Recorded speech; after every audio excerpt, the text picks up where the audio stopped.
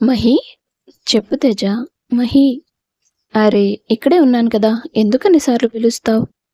ఏం చేయను మరి, రోజుకొక అరగంట మాత్రమే నిన్ను చూడ్డం కలవడం కుదురుతుంది.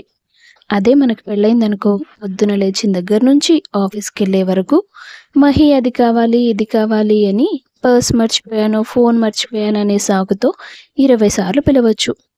సాయంత్రం ఆఫీస్ నుంచి తిరిగి వచ్చేశాక మళ్ళీ తెల్లారేదాకా నాకు మెలకువన్నంతసేపు నీ పేరు నా నోట్లో ఆడుతూనే ఉంటుంది.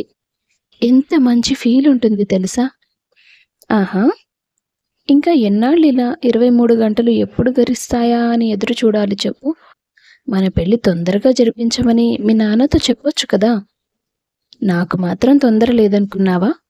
నువ్వు కట్టే పసుపు తాడు నా మెడలో పడే క్షణం కోసం నేను ఎంతగా ఎదురు చూస్తున్నానో నాకు మాత్రమే తెలుసు. నీ భార్యగా నీ అవసరాలన్నీ తీరుస్తూ నీకు సేవ చేసుకునే అదృష్టం కోసం నేను కూడా ఎదురు చూస్తున్నాను. కానీ పెళ్ళంటే మాటలు కాదు కదా తేజ, డబ్బుతో ముడిపడిన పని కదా. అంత గ్రాండ్గా మనం పెళ్లి చేసుకోవాల్సిన అవసరం ఏముంది మహి? సింపుల్గా గుళ్ళో చేసుకుందాం. కావాలంటే మీ నాన్నతో నేను మాట్లాడతాను. ఆ మాట నేను నాన్నకి ఎప్పుడో చెప్పాను. ఏమన్నాడో తెలుసా? కూతురు పెళ్లికి మించిన పండుగ వేడుక ఒక కన్న తండ్రి జీవితంలో ఇంకేదీ ఉండదు. నా బిడ్డ పెళ్లి గొప్పగా జరిపించాననే తృప్తి కోసం ప్రతి తండ్రి అహర్నిశలు కష్టపడ్డానికి ఇష్టపడతాడు అని చెప్పాడు. నా పెళ్లి గురించి వాళ్లకున్న కలలన్నీ నిజమైతే నన్ను సాగనంపిన తర్వాత కూడా వాళ్ళు సంతోషంగా ఉంటారు. అలా అయితే ఇంకా ఎదురు చూడక తప్పదా? తప్పదు మై డియర్ క్యూట్ తేజ. సరే, ఇక వెళ్ళాలి మరి అంటూ బయలుదేరింది మహాలక్ష్మి. తేజ ఆమె చెయ్యి పట్టుకొని ఆపి, ఎందుకో నువ్వు వెళ్ళిపోతుంటే మనసంతా ఏదో కంగారుగా ఉంది, గుండెల్లో దడ పుట్టినట్టు అనిపిస్తుంది. ఏంటి తేజ కొత్తగా? సరిగ్గా రేపు ఈ సమయానికి మళ్ళీ నేను ఇక్కడే కలుస్తాను నిన్ను. ఏవేవో ఊహించుకుని మనసు పాడు చేసుకోవద్దు. తొందరలో జరగబోయే మన పెళ్లిని ఊహించుకుంటూ హ్యాపీగా ఉండు అని చెప్పేసి వెళ్ళిపోతుంది. ఇంటికెళ్ళేసరికి తన తల్లిదండ్రులు ఇంట్లో కనిపించరు. కాంతమత్త, మా అమ్మ నాన్నేరి? ఎక్కడికైనా బయటికి వెళ్తామని చెప్పారా అని అడుగుతుంది పక్కింటి వాళ్ళని. అయ్యో పిల్ల, నీకింకా తెలీదా? మీ అమ్మ కళ్ళు తిరిగి పడిపోయింది. మీ నాన్న ఆటోలో ఆసుపత్రికి తీసుకెళ్ళాడు. అవునా? అయ్యో, అమ్మకేమైంది? తెలీదే, ఉన్నట్టుండి పడిపోయింది. సరే సరే, నేను వెళ్ళొస్తాను అంటూ పరుగు పరుగున హాస్పిటల్కి చేరింది మహాలక్ష్మి. నాన్న, అమ్మకేమైంది? ఏమోనమ్మా, డాక్టర్లు ఏదేదో చెప్తున్నారు, నాకేం అర్థం కావట్లేదు. అంటే దానికి ఏదో గుండె సమస్య ఉందని మాత్రమే అర్థమైంది నాకు. అదేంటి, అమ్మకి అలాంటి సమస్య ఏదైనా ఉంటే ఇన్నాళ్ళు తెలియకుండా ఉంటుందా? నేను కూడా అదే మాట అడిగితే ఆరోగ్యం పాడైన ప్రతిసారి చిన్న చిన్న హాస్పిటళ్ళకి తీసుకెళ్లారు. అప్పటికి నొప్పి తగ్గడానికి వాళ్ళు మందులు ఇచ్చుంటారు. ఎప్పుడూ పెద్ద ఆసుపత్రికి తీసుకెళ్లి టెస్ట్ చేయించలేదు మీరు, అందుకే ఇంత దూరం వచ్చింది అన్నారు. మరి ఇప్పుడు ఎలా నాన్న, నయమవుతుందని చెప్పారా? ఏదో ఆపరేషన్ చేయాలంటమ్మా, లక్షల్లో డబ్బు కావాలంటున్నారు. నాకు కాలు చేయి ఆడడం లేదు. చూస్తూ చూస్తూ దాన్ని చావు కొదిలేయలేను. ఏం చేయాలి? నా పెళ్లి కోసం డబ్బులు దాస్తున్నారు కదా నాన్న. ఎక్కడమ్మా, మొత్తం కలిపినా ₹1,00,000 కూడా లేవు. మనకున్న పెంకుటిల్లికి పెద్దగా డబ్బులు కూడా రావు. నువ్వేం భయపడకు నాన్న, ఏదో ఒక ప్రయత్నం చేద్దాం. నేను వెంటనే వెళ్ళి తేజతో మాట్లాడతాను. తన దగ్గర ఏమైనా డబ్బులున్నాయేమో అడిగి తీసుకొస్తాను అంటూ అతని దగ్గరికి పరుగులు తీసింది ఆమె. అప్పుడే హాస్పిటల్కి వచ్చిన ఓ వ్యక్తి వాళ్ళని చూస్తాడు. రంగయ్య దగ్గరికి వెళ్ళి ఏంటి సమస్య అని అడుగుతాడు. సూర్యబాబు, మీరా? నమస్కారం. నమస్తే రంగయ్య, అసలు విషయం ఏంటి? ఎందుకు నువ్వు నీ కూతురు కంగారుగా ఉన్నారు? రంగయ్య తన భార్యకి వచ్చిన జబ్బు గురించి అతనికి చెప్తాడు. ఇప్పటికిప్పుడు అంత డబ్బు మీకు దొరుకుతుందా? మా బోటి వాళ్ళకి అంత అప్పు ఎవరిస్తారు బాబు? సూర్య కాసేపు ఆలోచిస్తాడు. సరే, మీకెంత డబ్బు ఖర్చు అవుతుందో నేను ఇస్తాను, కానీ నాదొక షరతు. ఏంటి బాబు అది? మీ అమ్మాయి మహాలక్ష్మిని నేను పెళ్లి చేసుకోవాలనుకుంటున్నాను. దీనికి మీరు ఒప్పుకుంటే నీ భార్య చికిత్సకు ఎంత డబ్బు ఖర్చైనా నేను భరిస్తాను. రంగయ్య ఆలోచనలో పడతాడు. ఇప్పుడే నిర్ణయం చెప్పాల్సిన అవసరం లేదు. ఆపరేషన్ చేయడానికి ఒక రోజు టైం ఇచ్చారు కదా, ఈలోపు ఆలోచించుకొని చెప్పు. నేను డబ్బు సిద్ధం చేసి ఉంచుతాను. ఇదిగో, ఈ చీటీలో నా ఫోన్ నెంబర్ ఉంటుంది అని చెప్పి వెళ్ళిపోతాడు సూర్య. కాసేపటి తర్వాత మహాలక్ష్మి, తేజ హాస్పిటల్కి వస్తారు. క్షమించండి అంకుల్, చాలా ప్రయత్నించాను. నాతో పాటు ఉద్యోగం చేసే వాళ్ళ దగ్గర అప్పడిగాను, కానీ అంతా కలిపి 70,000 కూడా రాలేదు. ఇప్పుడు ఏం చేద్దాం అన్నాడు తేజ. రంగయ్య ఏమీ మాట్లాడలేదు. మాలో ఎవ్వరి వల్ల అంత డబ్బు సర్దడం వీలవ్వదు. నా కూతురు సంతోషమా, నా భార్య ప్రాణమా అంటూ దైలమాలో పడిపోతాడతను. చివరికి దేవుడిపై భారం వేసి ఒక నిర్ణయం తీసుకుంటాడు. నన్ను క్షమించి తల్లి, నీ ప్రేమను, నీ సంతోషాన్ని చిదిమేయబోతున్నాను అని మనసులోనే కూతురికి క్షమాపణలు చెప్పుకొని సూర్యకి ఫోన్ చేసి, మీ షరతుకి నేను ఒప్పుకుంటున్నాను బాబు, డబ్బులు తీసుకొని హాస్పిటల్కి రండి అంటాడు. ఆ మరుసటి రోజు అన్నపూర్ణకు ఆపరేషన్ జరుగుతుంది. దేవుడి దయ వల్ల గండం గట్టెక్కి ఇంటికి చేరుతుంది. ఆమె కాస్త కోలుకున్న తర్వాత మహాలక్ష్మికి, తన భార్యకి ఇద్దరికీ ఒకేసారి విషయం చెప్తాడు రంగయ్య. ఏమంటున్నారు నాన్న, నాకు తేజ అంటే ప్రాణం. ఆ విషయం మీకు తెలుసు కదా. తను లేకుండా నేను బ్రతకగలననే అనుకుంటున్నావా? నాకు ఒక్క మాట కూడా చెప్పకుండా ఇలాంటి షరతుకు ఎలా ఒప్పుకున్నారు? అవునండి, నేను బ్రతకడం కోసం దాని భవిష్యత్తును బలిపెడతారా? ఇది చాలా తప్పండి. కన్నవాళ్ళుగా మనం దానికి భవిష్యత్తునివ్వాలి, కానీ దాని సంతోషాన్ని చిదిమేస్తామా? ఇప్పుడు నేను దాని భవిష్యత్తుని నాశనం చేయడం లేదు. సూర్యబాబుకి కోట్ల ఆస్తుంది. అంత గొప్ప ఇంట్లో మనకి పనివాళ్ళుగా కూడా స్థానం దొరకదు. అలాంటిది దానికి ఆ బాబుకి భార్య అయ్యే అదృష్టం పట్టింది. ప్రపంచంలో అందరూ ప్రేమించిన వాళ్ళని పెళ్లి చేసుకుంటున్నారా? తానొకటి తలిస్తే దేవుడొకటి తలిచాడంటారు. కూతురు మీద ప్రేమతో నేను తన ప్రేమను ఒప్పుకున్నాను, కానీ దాని తలరాతలో సూర్యబాబే ఉన్నాడు. మీరిద్దరూ ఎన్ని చెప్పినా మనం డబ్బులు తీసేసుకున్నాం. నేను మాట ఇచ్చేశాను కూడా. తిరిగి డబ్బులిచ్చేంత స్తోమత మనకు లేదు కాబట్టి మాట నిలబెట్టుకోవాలి. మహాలక్ష్మికి, సూర్యబాబుకి పెళ్లి చేయాలి. అంటే నన్ను నమ్మేస్తున్నారా నాన్న అని మహాలక్ష్మి అనగానే రంగయ్య కళ్ళలో నీళ్లు తిరిగాయి.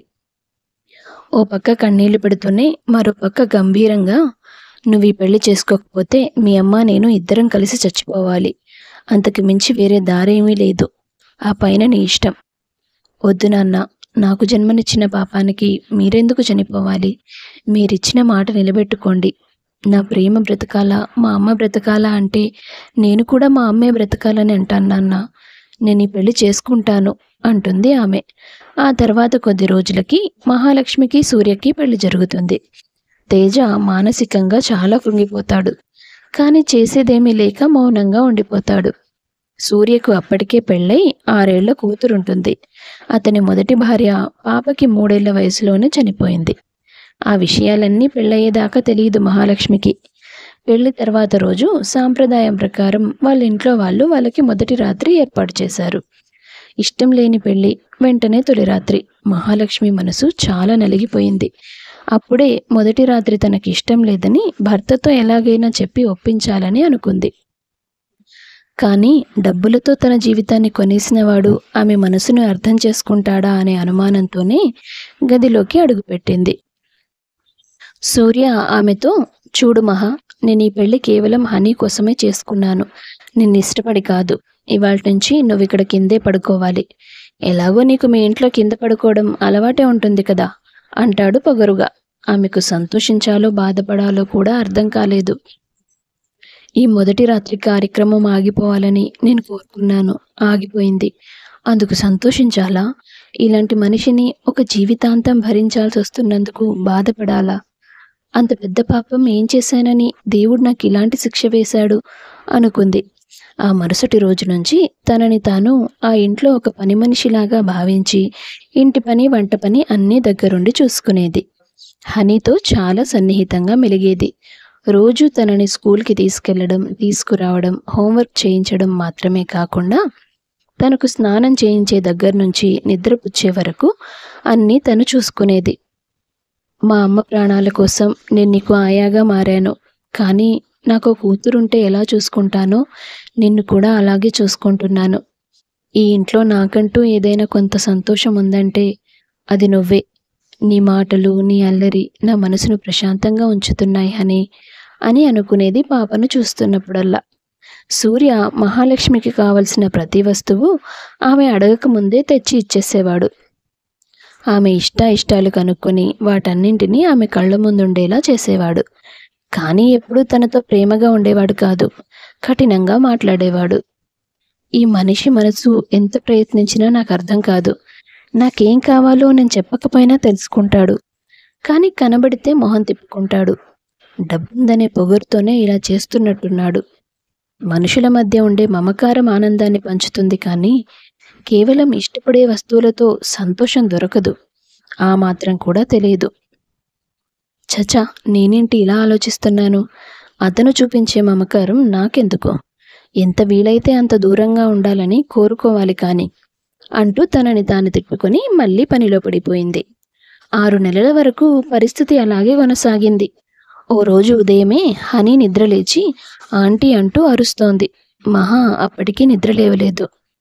ఏంటి అమ్మాయి, రోజు ఉదయాన్నే 5 గంటలకే నిద్రలేస్తుంది కదా, ఇవాళ ఇంకా నిద్రపోతూనే ఉంది. సర్లే, నేనే లేపుతాను అంటూ ఆమె దగ్గరికి వచ్చాడు సూర్య. చూస్తే మహాలక్ష్మి ఒంటి నిండా అమ్మవారు పూసింది. హనీ పరిగెత్తుకుంటూ వచ్చింది మహా దగ్గరికి. సూర్య హనీని ఆపి తనని గది బయటకు తీసుకెళ్ళి, ఆంటీకి బాగా జ్వరంగా ఉందమ్మా, తన దగ్గరికి ఇప్పుడే రావద్దు. చిన్నపిల్లవి కదా, నీకు కూడా అంటుకుంటుంది. వంటగదిలో సరితక్కుంటుంది, నేను తనకి చెప్తాను. ఇవాళకి నిన్ను తనే రెడీ చేస్తుంది. నువ్వు స్కూల్కి వెళ్ళిపో. అలాగే డాడీ, ఆంటీని హాస్పిటల్కి తీసుకెళ్ళు అని చెప్పి వెళ్ళిపోతుంది అని. సూర్య ఇంటి పక్కనున్న వేప చెట్టు నుండి కొన్ని రెమ్మల్ని తీసుకొచ్చి ఊర్లో ఆయుర్వేద మందులిచ్చే ఒక పెద్దాయనని సాయానికి తీసుకొస్తాడు. అతను కొన్ని రకాల కషాయాలిచ్చి 3 రోజుల వరకు ఆమెను జాగ్రత్తగా చూసుకోమని చెప్పి వెళ్ళిపోతాడు. ఆ 3 రోజులు సూర్య మహాలక్ష్మి పక్కనే ఉంటూ తనకి సేవలు చేస్తాడు. మొదటిసారి భర్త తన పక్కన అంత సమయం వరకు ఉండడం ఆమె మనసుకు ఒక కొత్త అనుభవాన్ని కలిగించింది. ఆ తర్వాత నెమ్మదిగా మహాలక్ష్మి ఒంటిపై అమ్మవారు తగ్గిపోయింది. తర్వాత అతను వాళ్ళ పిన్ని గారి సహాయంతో ఆమెకు పసుపు స్నానాలు జరిపించాడు. ఆ మరుసటి రోజు నుండి 3 రోజుల వరకు సూర్య ఆమెకు కనిపించలేదు. ఏంటి ఈయన 3 రోజుల నుంచి ఇంటికి రావట్లేదు? చిన్నత్తయ్యకి తెలుసుండొచ్చు, ఒకసారి అడుగుదాం. అత్తయ్య, మీ అబ్బాయి 3 రోజులుగా ఇంటికి రావట్లేదు కదా, ఎక్కడికి వెళ్ళారో తెలుసా? ఇది మరీ విడ్డూరంగా ఉంది. నీ మొగుడు ఎక్కడికి వెళ్ళాడో నీకు తెలియకపోవడం ఏంటి అని ఆవిడ ప్రశ్నించగానే ఏమీ మాట్లాడకుండా తలదించుకుంది. ఇంతోటి భార్య దొరకదని నా కొడుకు నీకు నయమవ్వాలని గుళ్ళ చుట్టూ గోపురాల చుట్టూ తిరిగాడు. తొందరగా తగ్గిపోతే అమ్మవారి సన్నిధిలో 3 రోజులు ఒంటిపూట భోజనం చేసి అక్కడే నిద్రపోతానని మొక్కుకున్నాడంట. ఆ మొక్కు తీర్చుకోవడానికి వెళ్ళాడు. మా అక్క బావలు ఈ లోకంలో లేరు కాబట్టి సాగుతున్నాయి నీ ఆటలు. వాణ్ణి కొంగు కట్టుకొని తిరుగుతున్నావు, కుక్క పిల్లలా పరిగెత్తిస్తున్నావు. మళ్ళీ నీకేదైనా అయిపోతుందేమోనని నన్ను కాపలాగా పెట్టాడు. ఏం చేస్తాం, కర్మ అంటూ పెదవి విరిచింది ఆమె. ఆవిడ మాటలకి మహాలక్ష్మి మనసు నొచ్చుకున్నా తన భర్తకి తన మీద ఇంత అపేక్ష ఉందా అని అనిపించి ఆశ్చర్యపోయింది. నెమ్మదిగా తనలో అతని పట్ల ఉన్న ద్వేషం తగ్గుతూ వచ్చింది. అతనిచ్చిన డబ్బులకు బదులుగా నన్ను భార్యగా చేసుకున్నాడని తప్ప ఎంత వెతికినా ఆయనలో నాకు ఎలాంటి లోపం దొరకడం లేదు. కేవలం పాప కోసమే నన్ను పెళ్లి చేసుకున్న మనిషి నా కోసం ఎందుకింతలా తప్పించాలి అంటూ తనని తాను ప్రశ్నించుకుంది. కానీ సూర్య ప్రవర్తనలో ఎలాంటి మార్పు లేదు. మళ్ళీ ఎప్పటిలాగే తనని కసురుతూనే ఉండేవాడు. ఏం మాట్లాడినా కటువుగానే సమాధానం చెప్పేవాడు. ఈయన మాటకి మనసుకు అసలు సంబంధమే లేదు. నా మనసులో ఉన్న ప్రశ్నలకి సమాధానం అడుగుదామన్నా నాకు అవకాశం కూడా ఇవ్వడం లేదు అనుకునేది ఆమె. ఓ రోజు హఠాత్తుగా ఆమెతో, మహా, తొందరగా రెడీ అవ్వు, బయటికి వెళ్ళాలి. ఎక్కడికండి? నీకు ఆనందం దొరికే చోటికి. ఏంటి? అవును, నువ్వు తొందరగా రెడీ అయ్యిరా, వెళ్ళాలి, టైం అవుతుంది. మొదటిసారి కట్టుకున్నవాడు తనతో ప్రశాంతంగా మాట్లాడేసరికి ఆమెలో ఉత్సాహం పెరిగింది. చక్కగా ముస్తాబయ్యి బయటికొచ్చింది. సూర్య కాసేపు తనని అలాగే చూస్తూ ఉండిపోయాడు. ఏమైందండి, అంత దీర్ఘంగా చూస్తున్నారు? లేదు, అలాంటిదేం లేదు, పద. కాసేపటి తర్వాత వాళ్ళొక గుడికి చేరుకున్నారు. ఏంటి ఈరోజు సడన్గా గుడికి తీసుకొచ్చారు? ఏదైనా విశేషమా? మీ పుట్టినరోజా ఏంటి? కాదు. మరి? చెప్పాను కదా నీకు ఆనందాన్ని ఇవ్వడానికి తీసుకొస్తున్నానని. అదిగో అక్కడ ఉంది చూడు. ఆమె తల తిప్పి చూసేసరికి ఎదురుగా తేజ ఉన్నాడు. మహాలక్ష్మి కనిపించిన వెంటనే తేజ కళ్ళలో నీళ్లు నిండిపోయాయి. మీకు తేజ ఎలా తెలుసు? ఎందుకు తన దగ్గరికి నన్ను తీసుకొచ్చారు? మీ ఇద్దరిని ఒకటి చేయడానికి. ఏంటి? అవును మహా, ఆ రోజు మీ అమ్మగారు హాస్పిటల్లో ఉన్నప్పుడు డబ్బులకి బదులుగా నేను నాకిచ్చి పెళ్లి చేయమని అడగడం తప్పు. కానీ దానికి ఒక కారణం ఉంది. నువ్వు డిగ్రీ ఫైనల్ ఇయర్ చదువుతున్నప్పుడు మీ కాలేజీకి ఒక ఫంక్షన్కి నేను గెస్ట్గా వచ్చాను. అక్కడ నువ్వు రాసిన ఒక వ్యాసానికి నీకు ప్రైజ్ కూడా వచ్చింది. అది నేను పూర్తిగా చదివాను. ఒక తల్లికి కూతురికి మధ్య ఉండే అనుబంధం గురించి నువ్వు రాసిన ఆ వ్యాసం నాకు బాగా నచ్చింది. అమ్మతనం గురించి నీకున్న అభిప్రాయం బాగా నచ్చి నిన్ను నా కూతురికి తల్లిని చేయాలనిపించింది. కానీ అప్పటికీ నువ్వు చదువుకుంటున్నావు కదా అని ఆ విషయం పక్కన పెట్టేశాను. సంవత్సరం తర్వాత హాస్పిటల్లో మళ్ళీ నిన్ను చూశాను. అప్పుడే నా మనసులోకి అలాంటి ఆలోచన వచ్చింది.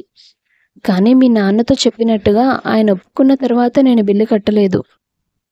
ఆయనతో మాట్లాడిన గంటలోపే డబ్బు సర్దేసి బిల్లు కట్టి వచ్చేశాను. తర్వాత మన పెళ్లి జరిగింది. కేవలం పాప కోసమే నేను పెళ్లి చేసుకున్నానని నీతో చెప్పిన మాట అబద్ధం. నీతో నా జీవితం సంతోషంగా ఉంటుందనిపించి ఇష్టంగానే నీ మెడలో తాళి కట్టాను. ఆ తర్వాత రోజు సాయంత్రం పాప ఐస్ క్రీమ్ అడిగిందని తీసుకెళ్దామని బయటకొచ్చినప్పుడు రోడ్డు మీద తేజ స్పృహ లేకుండా పడిపోయి కనిపించాడు. పక్కన ఒక పర్సు పడి ఉంది. అరే, ఇతనెవరో రోడ్డు మీద తాగేసి పడిపోయినట్టున్నాడు. చూస్తుంటే బాగా చదువుకున్నవాడిలా ఉన్నాడే. ఈ పర్స్ ఇతనిదేనేమో. ఇందులో ఏదైనా అడ్రస్ ఉందేమో చూద్దామనుకుని చూస్తే అందులో నీ ఫోటో ఉంది. అప్పుడే నాకు మొదటిసారి అనుమానం వచ్చింది. అతని ఓటర్ ఐడి మీద అడ్రస్ చూసి తనని ఇంటి దగ్గర దింపేసి వాళ్ళ అమ్మగారిని ఏమైంది, ఎందుకు ఇతనిలా రోడ్డుపై తాగిపడి ఉన్నాడని అడిగాను. వాడు మహాలక్ష్మి అనే అమ్మాయి చాలా రోజుల నుంచి ఒకరినొకరు ఇష్టపడుతున్నారు. కానీ ఆ పిల్లకి ఇంకెవరితోనో పెళ్ళైపోయింది. అది తట్టుకోలేక నా కొడుకిలా అయిపోతున్నాడు అని చెప్పుకొని ఏడ్చింది ఆమె. నాకప్పుడు అర్థమైంది, నేను పెట్టిన షరతు కారణంగానే మీ ప్రేమ ఓడిపోయిందని. చాలా తప్పు చేశాననిపించింది. మనసులో ఏదో తెలియని భారం, కోపం, బాధ వాటన్నింటినీ మోయలేక ఇష్టపడిన నిన్ను నా జీవితంలో నుంచి బయటికి పంపేయలేక నలిగిపోయాను. నా కారణంగా నువ్వు కోల్పోయిన జీవితాన్ని ఎప్పటికైనా నీకు తిరిగిచ్చేయాలని నిర్ణయించుకున్నాను. అందుకే నీతో ప్రేమగా ఉండకుండా చిరాగ్గా ఉంటూ నిన్ను దూరం పెట్టడం, నువ్వు నాకు సొంతం కాదనే భావనను అలవాటు చేసుకోవాలనుకున్నాను. కానీ పాపకు నీకు మధ్య ఎఫెక్షన్ ఏర్పడిపోయింది. తనకి నిన్ను దూరం చేయాలా అన్న భయంతో ఇన్ని రోజుల వరకు ఆగిపోయాను. కానీ నేను నా గురించో పాప గురించో స్వార్థంగా ఆలోచిస్తూ నీకిష్టం లేని జీవితంలో నిన్నుంచితే నీ జీవితాన్ని పూర్తిగా నాశనం చేసిన వాడినవుతాను. అందుకే నా వల్ల నువ్వు కోల్పోయిన జీవితాన్ని నీ చేతుల్లో పెట్టాలని ఇక్కడికి తీసుకొచ్చాను అంటూ తన చేతిని తేజ చేతిలో పెడతాడు. ఇద్దరూ సంతోషంగా ఉండండి. అది నువ్వు ఇష్టపడి కట్టించుకున్న తాళి కాదు కాబట్టి దాన్ని తీసేసి తేజతో కలిసి మనస్ఫూర్తిగా ఆనందంగా జీవించు. నేను తొందరలోనే మన విడాకుల పత్రాలు రెడీ చేయిస్తాను అని చెప్పేసి అక్కడి నుంచి వెళ్ళిపోయాడు సూర్య. తేజ చాలా సంతోషంగా మహాలక్ష్మిని హత్తుకున్నాడు. కానీ ఆమె బొమ్మలా నిల్చుండిపోయింది. ఏమైంది మహి, ఏమీ మాట్లాడట్లేదు? మళ్ళీ నువ్వు నా జీవితంలోకి వస్తావని నేను ఊహించలేదు. కానీ నీ భర్త మంచితనం వల్ల అది జరిగింది. 3 సంవత్సరాలు మనం కలలుగన్న భవిష్యత్తు ఇకపై మన సొంతమవుతుంది అంటూ తన ఆనందాన్ని వ్యక్తం చేశాడు తేజ. ఇంకెందుకు లేటు, ఆ తాళి నీ మెడలో నుంచి తీసేయి. తప్పు తేజ, తప్పుగా మాట్లాడుతున్నావు. ఆయన ఈరోజు నన్ను నీ దగ్గరికి తీసుకొచ్చి మంచి పనే చేశాడు. లేకపోయి ఉంటే ఆయన మీద నా మనసులో మొదలైన ప్రేమని ఇప్పటికీ నేను గుర్తించలేకపోయేదాన్ని. పసుపు తాడు కొనడానికి 10 రూపాయలు సరిపోతుంది. కానీ అది మెడలో పడ్డాక కోట్లు కుమ్మరించినా దానికి విలువ కట్టలేరు. అది ఒక ఆడదానికి మాత్రమే అర్థమవుతుంది.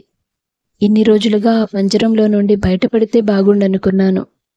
కానీ ఆయన నన్ను నీ చేతిలో పెట్టేసి వెళ్ళిపోతుంటే నా ప్రాణం పోతున్నట్టుగా అనిపించింది.